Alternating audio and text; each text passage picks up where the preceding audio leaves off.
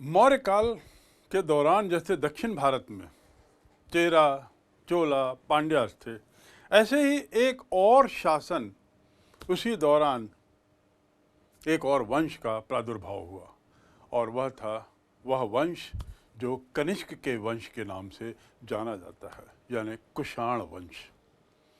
कुषाण कौन थे? और जैसा मौर्य शासन केवल मूल रूप से अशोक के कारण जाना जाता है, जहाँ तक राजाओं की बात है, उसी प्रकार कुषाण वंश मूल रूप से कनिष्क के कारण जाना जाता है। कनिष्क भी उतना ही महान था जितना शायद अशोक। कनिष्क का शासन बहुत विस्तार पूर्वक उत्तर भारत में काफ़ी क्षेत्रों में फैला हुआ था और यह मौर्य काल के बाद का शासन है, यानी 100 ईस्वी पूर्व के आसपास इनका शासन प्रारंभ हुआ। आखिर ये कुषाण थे कौन? चीन की जो महान दीवार है जिसकी हम बात करते हैं, the great wall of China, जब वो महान दीवार बनाई जा रही थी तो वहाँ हूण लोगों का शासन था उस क्षेत्र में चीन के, और हूण लोगों ने वो दीवार बनाते समय कुछ लोगों को, कुछ प्रजातियों को, जातियों को, स्थानीय लोगों को वहाँ से खदेड़ा। उसी खदेड़ने में ये कुषाण लोग भारत की तरफ आए और वहाँ पर फिर उन्होंने एक तरीके से अपना शासन प्रारंभ किया और धीरे धीरे धीरे कुषाण वंश की स्थापना की। ये यूची कबीले के लोग थे और उसकी एक शाखा थी। सन 78 ईस्वी, यानी अब हम आ गए हैं ईसा मसीह के जन्म के बाद के काल में, ईस्वी पूर्व में नहीं, ईस्वी में। सन 78 ईस्वी से सन 101 ईस्वी तक इस महान शासक कनिष्क का शासन था। कनिष्क आखिर प्रसिद्ध क्यों हुआ? पहली बात, उसने चीन पर भी विजय प्राप्त की। वहाँ के राजकुमारों को भारत में अपने दरबार में आने के लिए विवश किया और साथ ही चीन पे विजय के साथ ही वहाँ से उसने कुछ तकनीकी ज्ञान भी प्राप्त किया और भारत में उसका प्रचार करवाया। उदाहरण के लिए खेती में उसने नाशपाती और आड़ू, जो चीन की फसल थी, उसकी शुरुआत का काल यहीं से माना जाता है। उसका श्रेय भी कनिष्क के काल को जाता है, जब आड़ू जो एक फल होता है, नाशपाती वो भी एक फल है, उसकी फसल यहाँ भारत में प्रारंभ हुई। इसके साथ ही कनिष्क के शासन के बाद जिस वंश ने उसको समाप्त किया, यानी वह वंश कहलाता है अंत्यौधव वंश, और अंत्यौधव वंश की समाप्ति गुप्त साम्राज्य ने की। यानी कुषाण वंश का शासन अंत्यौधव वंश के लोगों ने किया और अंत्यौधव वंश को अंत में गुप्त साम्राज्य ने जीत लिया और इस गुप्त साम्राज्य की चर्चा अब हम आगे करेंगे। तो क्या कनिष्क केवल इसीलिए प्रसिद्ध है कि उसने चारों तरफ अपना एम्पायर, अपना साम्राज्य इतना बढ़ाया? नहीं, वास्तव में उसकी प्रसिद्धि का एक अन्य मुख्य कारण है उसके द्वारा बढ़ाई गई स्थापत्य कला।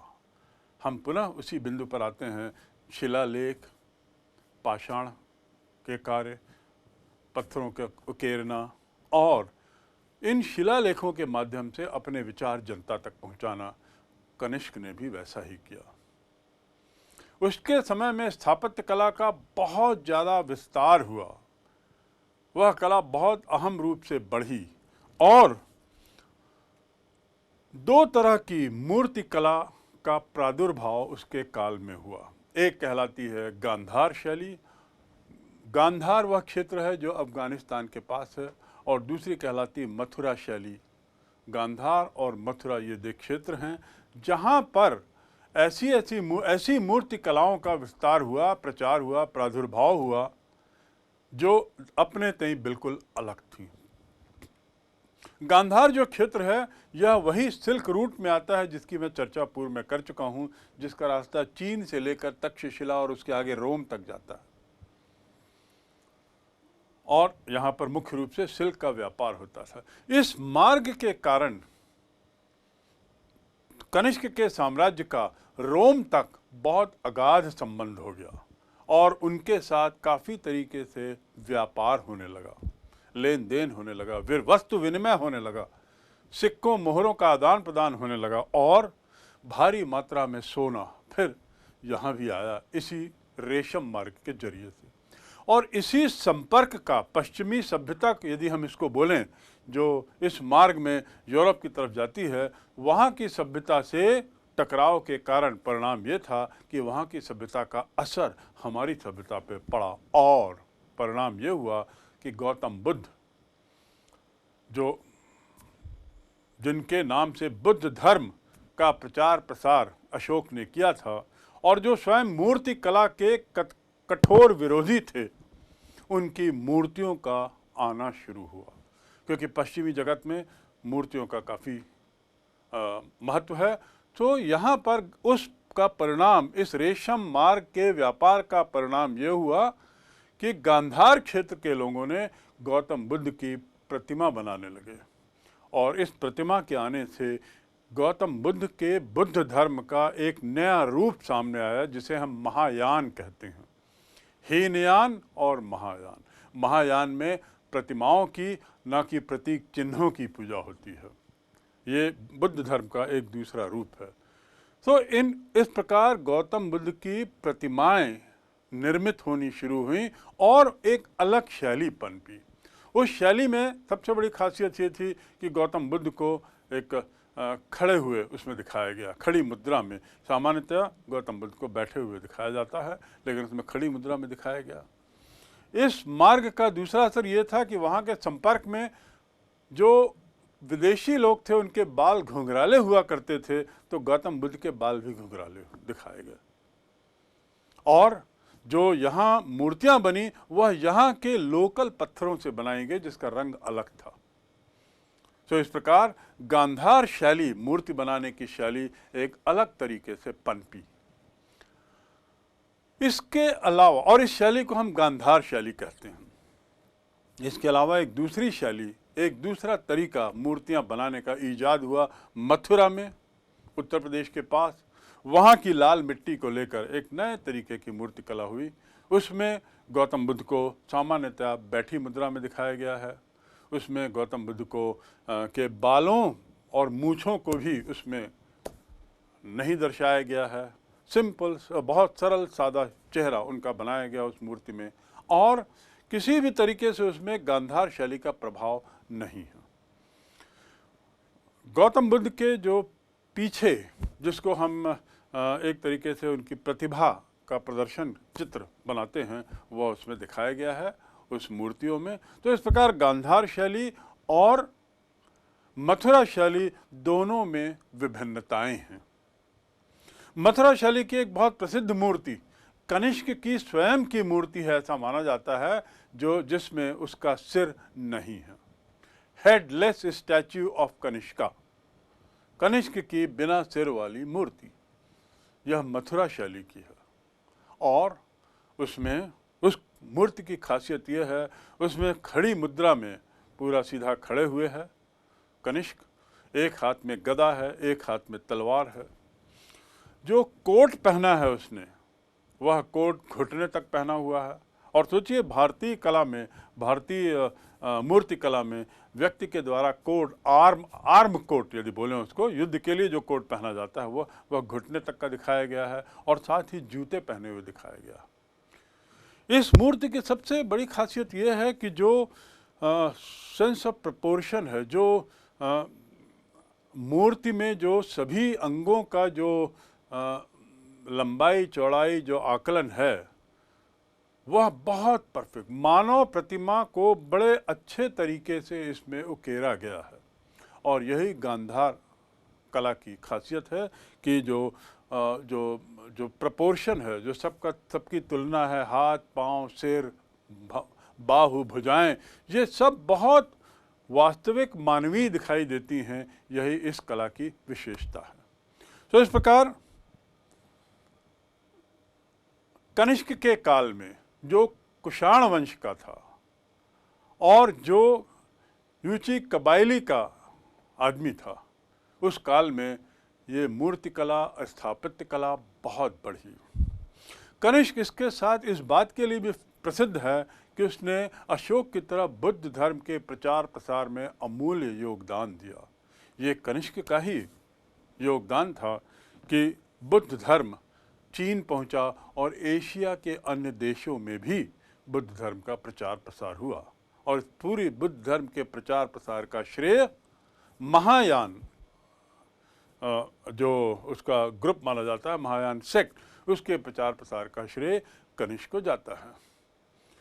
कनिष्क बुद्ध धर्म के प्रति इतना समर्पित था कि उसने जो वार्षिक जो बुद्ध धर्म के संतों की या बुद्ध धर्म के आचकों की या बुद्ध धर्म के फॉलोअर्स की जो बहुत बड़ी तादाद में जो सभा होती थी, उसने ऐसी चौथी संगति का आयोजन किया था। और यह इसका आयोजन स्वयं में एक बहुत बड़ी घटना थी, जिसमें दुनिया भर के, एशिया के और अन्य देशों के बड़े बड़े विद्वान, साथ ही भारत के बुद्ध धर्म से जुड़े हुए लोग, कई राजा महाराजा ये इसमें शामिल होते थे। तो चौथी संगति का आयोजन भी उसका श्रेय जाता है। कनिष्क का दरबार इस बात के लिए भी प्रसिद्ध है कि उसमें उसने बड़े प्रसिद्ध लोगों को अपने दरबार में स्थान दिया था। यानी कुल मिलाकर कनिष्क जो है वह एक बहुत बड़ा साम्राज्यवादी राजा ही नहीं, बल्कि प्रशासक ही नहीं, बल्कि साथ ही एक ऐसा व्यक्ति था जो सामाजिक उत्थान के लिए भी बहुत आगे बढ़ता था। ये उसी के काल की बात है जब नागार्जुन जैसे, चरक जैसे चिकित्सक उसके दरबार में पनपे और उसके द्वारा प्रोत्साहित किए गए। नागार्जुन, चरक, अश्वघोष, विश्वामित्र आदि ये कुछ ऐसे नाम हैं जो उसके दरबार में रहे और उसके दरबार को सुशोभित किया। तो इस प्रकार कनिष्क एक बहुत महान शासक था अपने समय का, कुषाण वंश का, और मौर्य काल के बाद के इतिहास में उसका एक अहम स्थान है।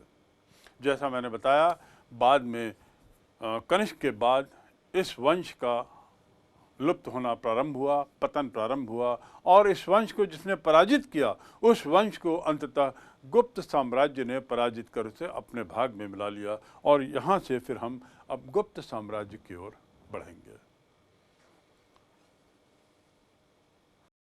गांधार और मथुरा शैली, इन दो शैलियों की विशेषताओं में एक विशेषता और आपको जाननी चाहिए, वो ये है कि गांधार शैली में यूनानी कला का चित्रण ज़्यादा, यूनानी कला का प्रभाव ज़्यादा दिखा, और गांधार शैली भारत में ज़्यादा नहीं पनप पाई। वह गांधार या उसके बाहर ही सीमित रही, उसके बाहर ही गए, भारत की सीमाओं के अंदर उसका प्रभाव कम रहा। दूसरी ओर मथुरा शैली जो थी, उसका प्रभाव, मथुरा शैली की कलाकारी, मथुरा शैली की कलाकारी का प्रभाव हमें सारनाथ के स्तूपों में और दक्षिण भारत की कलाओं में भी दिखता है। इस प्रकार ये दोनों शैलियाँ विभिन्न होते हुए अपना प्रभाव बढ़ाते रहीं, और एक तरीके से महायान धर्म का प्रचार प्रसार जहाँ बाहर इस शैली में हुआ, दूसरी तरफ मथुरा शैली भारत में आई। इन दो शैलियों के अलावा एक तीसरी शैली है अमरावती शैली, अमरावती मूर्ति कला। ये अमरावती जो है यह एक मध्य भारत में स्थित है, और यहाँ की मूर्ति कला बड़ी अलग थी। यह सफ़ेद संगमरमर की थी, पहली बात। दूसरी बात, इसमें जो मूर्तियाँ बनाई गई हैं वो वास्तव में कलात्मक दृष्टि को ध्यान में रख के बनाई गई। कला का उसमें पुट ज़्यादा है, कला के लिए, ऐसा यहाँ की मूर्तियों से परिलक्षित होता है। और इस अमरावती शैली की मूर्तियों में मथुरा शैली का प्रभाव ज़्यादा है, और जैसा मैंने पूर्व में बताया, गांधार शैली का प्रभाव तो निम्न रूप से है। ये मथुरा शैली, ये अमरावती शैली ही थी जिसने अपना प्रभाव दक्षिण की मूर्ति कला में भी छोड़ा, और यहाँ की जो मूर्तियाँ हैं इसमें गौतम बुद्ध की मूर्तियों के साथ साथ अन्य पुरुष, मानव, महिलाओं की मूर्तियाँ भी भारी संख्या में बनाई गईं, और साथ ही उसमें जानवरों को भी काफ़ी उकेरा गया है, जानवरों को भी काफ़ी उसमें चित्रण किया गया है। तो इस प्रकार इस अमरावती कला की मूर्तियों में जो आप देखेंगे मध्य भारत के स्थापत्य के नमूनों में, उसमें जानवर, स्त्री पुरुष विभिन्न मुद्राओं में गौतम बुद्ध के साथ उनके आसपास दिखाई देती हैं। इसे कहते हैं अमरावती शैली। तो ये हुई कुल मिलाकर अमरावती शैली के साथ ही हमें स्थापत्य कला और कला की प्रगति के नमूने उस काल के हमको मिले हैं। और यहाँ पर हम कुषाण वंश की बात समाप्त करते हैं और अब आगे बढ़ते हैं गुप्त काल की ओर।